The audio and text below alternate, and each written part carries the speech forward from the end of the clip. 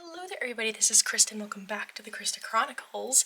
Today we are here with November's new deck digest. So in this video we're going to be looking at all of the decks that came into my collection some way, somehow in the month of October. So we've got this was a big Kickstarter month. Did anyone else have that? I feel like I haven't backed like tons of Kickstarters as of late, but this was a big month for them coming in. Curious if that happened to other people too, but let's start out with the decks I was sent for review. Starting first and foremost with the Lost in Autumn Oracle by Chom here on YouTube. As you can see by my already well-loved tuck box, I have gotten quite a lot of use out of this already. Here are the backs, so beautiful. So this oracle is a collage oracle, and it's a mixture of autumn things and Halloween things, which is so much fun. And I feel like neither feel like too strongly one or the other, where like some cards feel like they purely need to be used like during the month of October and some of them like absolutely can't. I think Jessie found the perfect balance between the two, where I use this so much in September.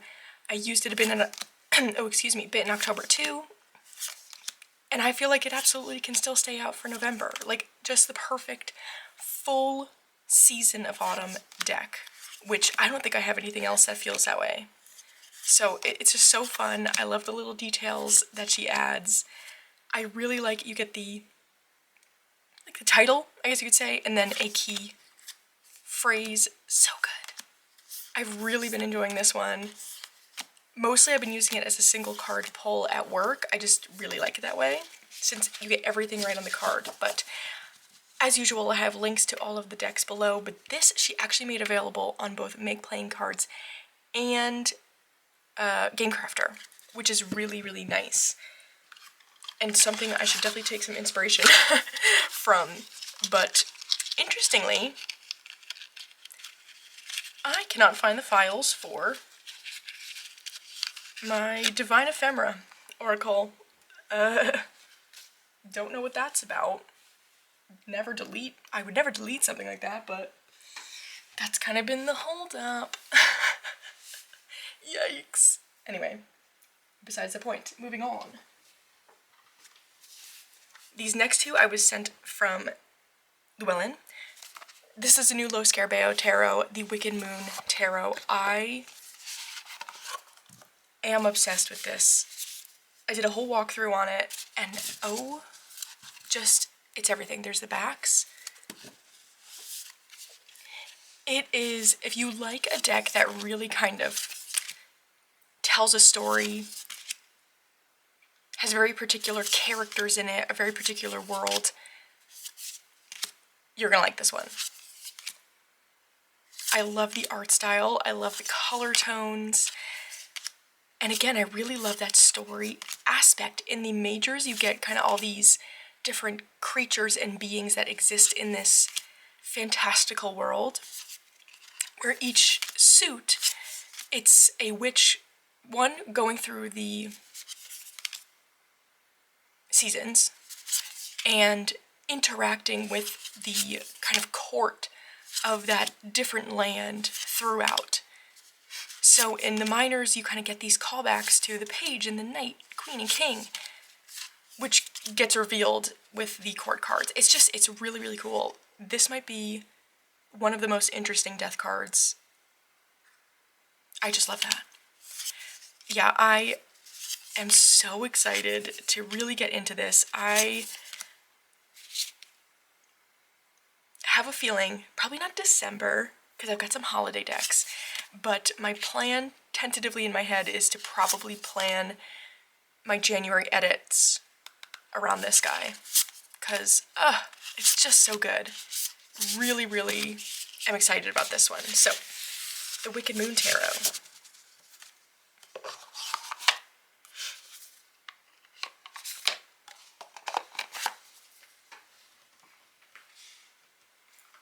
All right.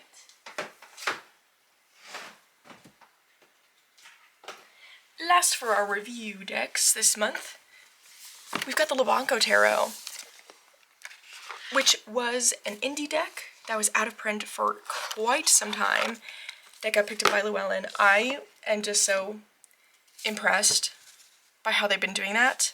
I think they've been doing it really well. Same with US Games. What am I looking at here? Oh, my extra lovers cards. Okay. Ooh, I'm gonna sneeze. Is it gonna pass? Yes, okay. This I did not do a full review video of. One, because were already a lot of videos up that I really enjoyed watching. And so if you really want like a full walkthrough, they're definitely out there. But I do have a reel up. Is that what it's called on YouTube? The short. No, a short. Where I flip through all the cards. And also I was a little nervous because I know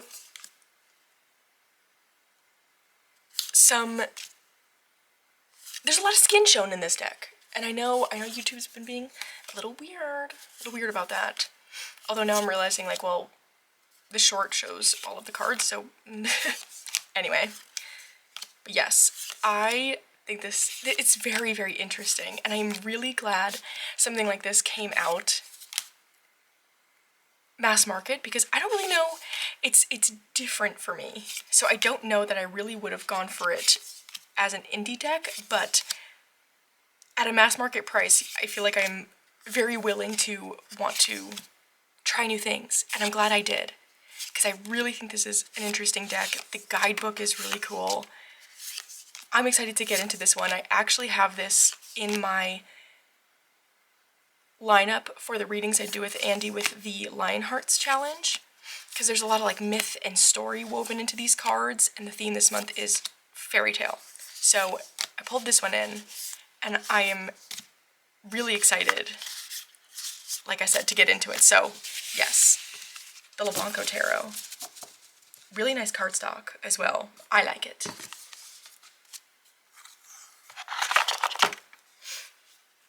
Okay, what do we want to do next? Kickstarter? There's a lot of Kickstarter. I'm wondering, maybe I should just do, I've got 2 decks that I just plain bought. Let's do that. Then we can get into Kickstarter land. All right. So, first we've got the Myth Oracle Transcendent Archetypes by, I want to say Stephen Diaz? I'm hoping I'm saying that right. We must know.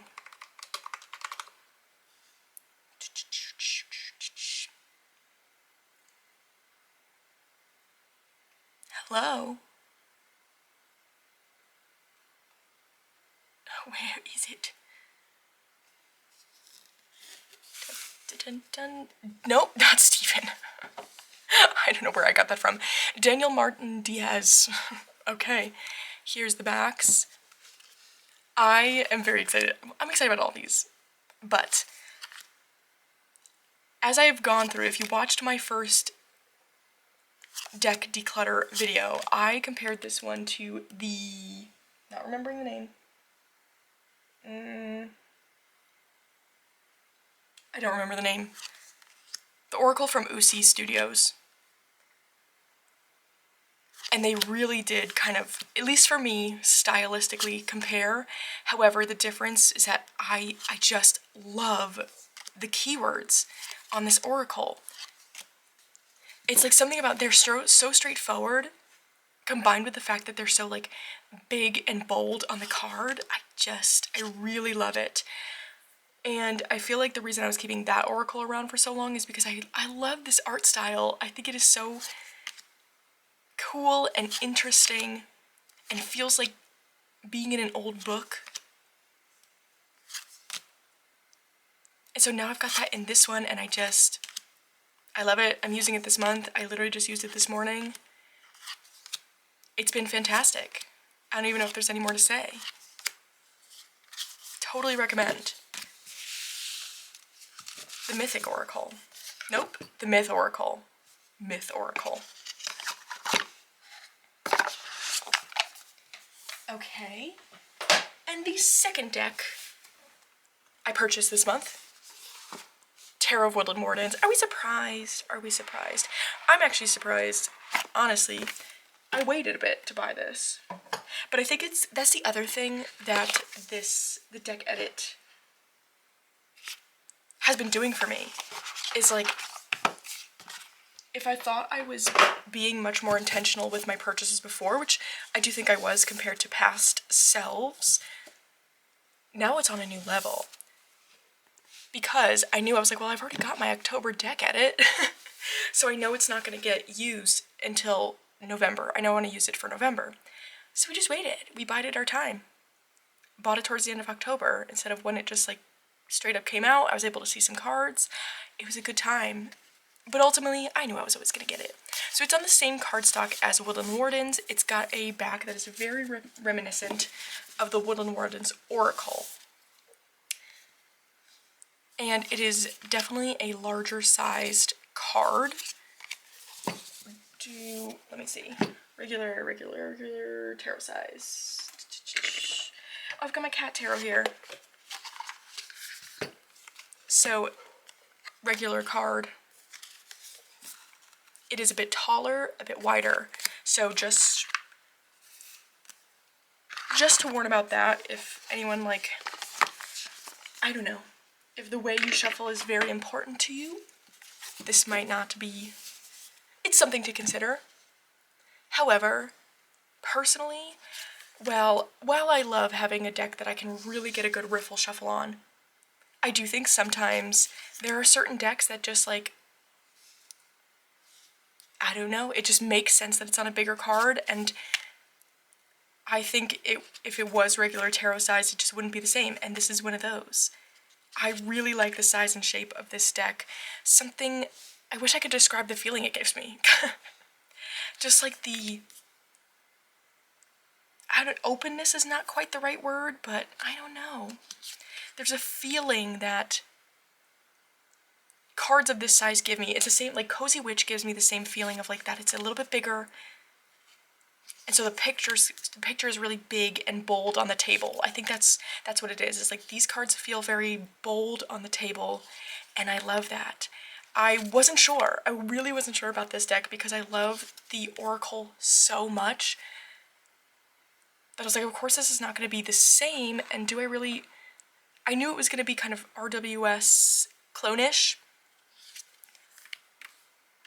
I was like, do I want to do that? But I am so glad I did, because I really do think it's, I don't know, it does a lot of interesting things. I like how Jessica Rue incorporated the animals. I would definitely label this an animal deck, because in the guidebook she really does like connect it back to that animal. But in that, where I think it really separates itself out from the Oracle is just that touch of whimsy. Like here, they're wearing capes, where the Oracle is very straightforward animal deck. This does not feel so for me. It feels like a meeting place between the Woodland Wardens Oracle and something like Northern Animal Tarot. Where with Northern Animal Tarot, it is not meant to be so much an animal deck where you are like diving into anything about the specific animal per se, unless you're choosing to. This one brings that kind of whimsical nature while giving you something about the animal, which I think is really, really interesting. And I just love it. Are we surprised I love this? I feel like this is so my taste. Like, just, I love this. Oh my god, look at that guy. Yes, yes. I am obsessed. I can already tell. It's in one of my deck edits for November, and like, I'm gonna have to like force myself to not use this, because I'm excited about it. So, Tarot of Woodland Wardens. Big yes from me so far. I gotta make it a bag. I've kind of stopped making myself bags, and now I've got a lot of decks in very large boxes, which is unlike me. Okay, I need to, hold on, pause. I'm wearing a sweatshirt where the sleeves don't stay pushed up and it's driving me cuckoo bananas. Hold on. Okay, wow, so much better. Okay. Shall we get into the Kickstarters? I just couldn't even believe it. Paul was cracking up with the amount of boxes that showed up to our house this month. And I was like, no, like, I swear, these are all Kickstarters. And he's like, oh no, I know. he finds it funny too, like I do, that I feel like sometimes Kickstarter is so cyclical where like, I will not get one for months in the mail. And then it's like, somehow all their timelines line up, whether one's early or one's late, and arrive at the literal same time. So that's what happened this month. Anyway, let's get into it. First and foremost, and this is a perfect example, because we've been waiting 2 years for this. I went back and checked my, the back on Kickstarter, and I backed this in 2023. The Bard's Arcana, the Tarot of Shakespeare. How exciting. I feel like that kind of thing. Well, yes, it was supposed to arrive, I think, within the same year, ? I don't know. It doesn't bother me. Because I know sometimes, like, this is not people's full-time job most of the time, which was definitely the case with this one, and they were just working hard to really get it right. And I can appreciate that, and I really think they did. One, the cardstock is gorgeous. Look at those backs. And right away, I'm immediately impressed by this deck. This will be the third Shakespeare deck I have. Third? Yes, third.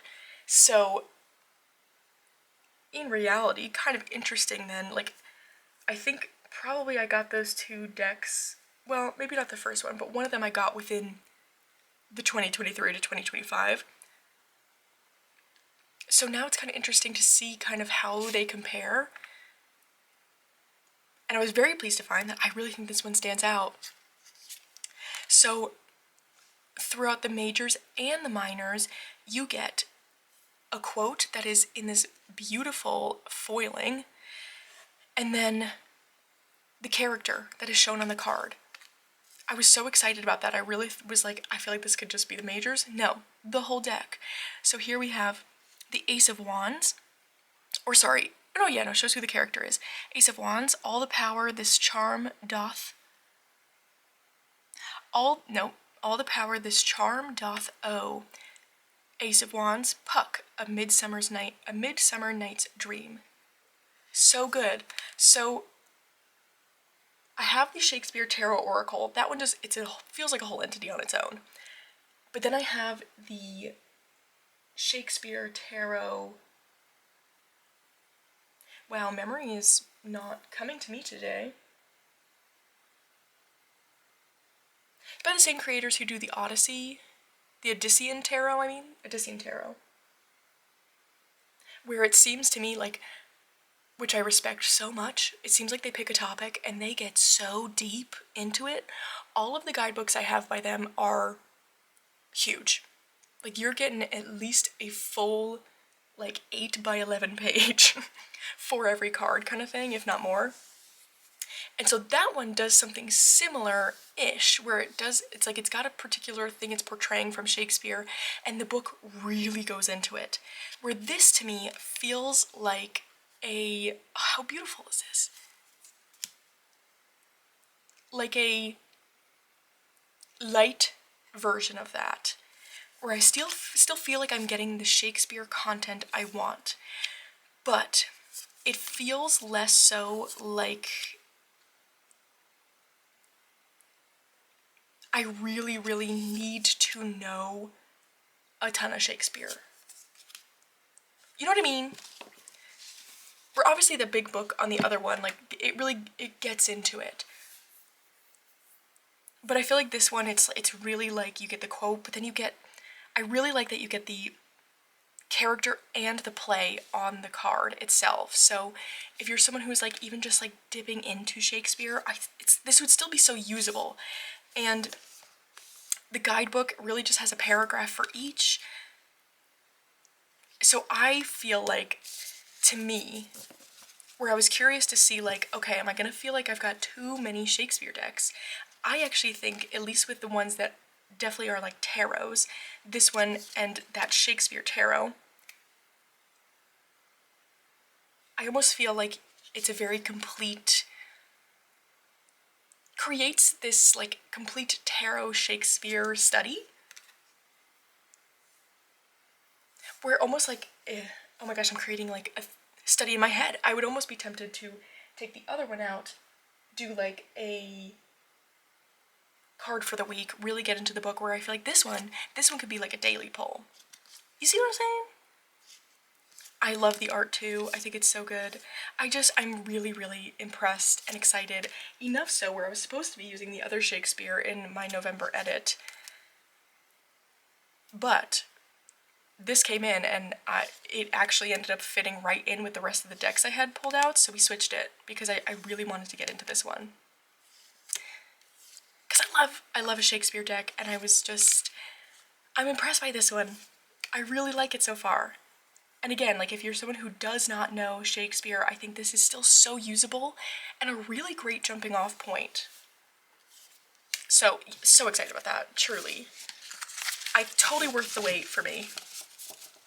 Bard's Arcana. I used it this morning, hence why the guidebook is not here. Okay. Grief Journey Oracle. I did a whole walkthrough of this one. Came up again in my favorites, so I will try not to spend too long. The back's gorgeous. Art on this, gorgeous. Writing, gorgeous. Concept, gorgeous. It came in at exactly the right time for me. Like, it was just... Sometimes, do you ever have it like that happen where a deck comes at exactly the right time? It just makes it feel so much more magical. It made me feel this like instant connection to this deck because it arrived at the perfect time. Almost like it just knew I was gonna need it. And I've been using it every single day for the past, we're going on week 3. And I love it so, so much. I think it really is that perfect meeting point of, for me, using it to kind of work through active grief. But as I'm using the deck, I'm kind of clocking the fact that I really think this could be used outside of that. Like, it doesn't have to be some actual big loss. I really see myself using this just as like a casual oracle to process the little things that just happen throughout the day that really do kind of feel like it warrants a little grief. Like, I don't know, a good example would be yesterday. It would have been really good to pull a card when the schedule of my day really got changed, which I have a very hard time with. And I have to go through the process of grieving the day I thought I was gonna have. So even something like that, I love it. Again, I will try not to linger too long. I did a full walkthrough. But yes, it's one of those decks where I'm like, I just think everyone should have this. I love it so much. Grief Journey Oracle. Alright, next up we've got a duo. Ooh, the new revised Somnia Tarot and the Oracle series. Oh my goodness, so beautiful. Let's look at the tarot first, because I feel like it is the first edition.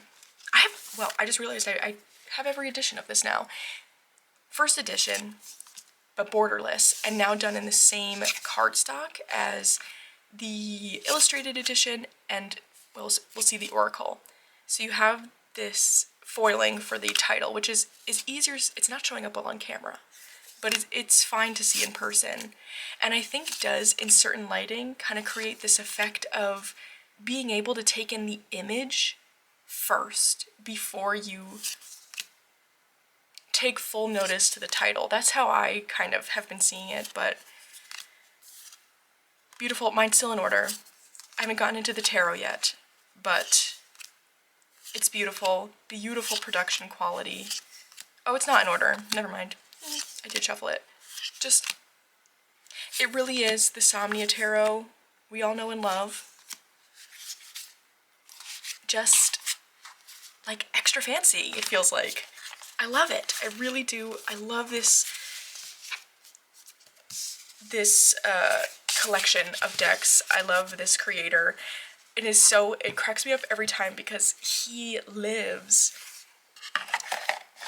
probably 15 to 20 minutes away from where I grew up. And so every time I get like the shipping notification and I see where it's shipping from, I'm like, ugh, I wish I was like visiting my parents because I could literally just go pick it up. Not that he would ever offer that, because that would be not safe. But sometimes he'll do a thing where he, like a park near him, he will hide decks for people to find, and I'm like, oh my gosh, I wish I was visiting my parents. Because I'd be on a treasure hunt. Because again, I know that park. I go there all the time when I'm visiting my parents. Anyway. Those sort of things just, I think, are so fun. Okay. Now the real star of the show for me, again, because it is the new thing. The Oracle. Yes, yes, yes. Yes. So good. Maybe I'll try and hold it like this way so you can see the title. But again, like, I've really been enjoying that effect of maybe the title isn't so obvious right away, so my eye takes in the picture first. Which is not typical for me. I'm always reading the words first. The Wayfarer. Their persona with the painting. I love photography. I really do. And Nicholas Bruno, so masterful at it. I love the way he portrays things. And I think this Oracle really, really highlights that. Where the tarot, it's like takes such an interesting lens on the cards, and that's a masterpiece in itself. It's like the way certain keywords he chose are portrayed. I don't know, I'm such an Oracle person though, so like not a surprise. Really good. Absolution. Are you kidding? I'm obsessed with this. I really am. I really do love a photography deck, but I am so choosy about them. Which absolutely just comes from having a photography teacher as an older sister, who I wanted to be so bad growing up, so I took photography classes too. But yes, so like through her work, I'm always like, I know what I'm looking for now. And yes, I should show her this actually. Reminder, I should show her this. Especially since, again, these beaches, we know these beaches. That would be so fun. So I love this Oracle intensely right now. This was another one, I themed one of my edits around it. This is and the Bard's Arcana is in this one. Surprising pairing, but they're good. Okay, fantastic. The Somnia Revised Tarot and Oracle series. So good, and I love now they can all sit on a shelf with the illustrated edition. That just pleases my little collecting raccoon brain so much. Okay, next we've got two more. Oh my gosh, to tell you I forgot I backed this one, to be so honest. Not that it took a long time, I don't know. It was a little bit of an impulse, but one I'd make again and again. The Pigeon Oracle, are you kidding me? Guidance from a Dove. Never Grow Up Club. Yes! I didn't know I think it was not until this Oracle popped up. Who did I see share this? It was, oh my gosh. where did I see this?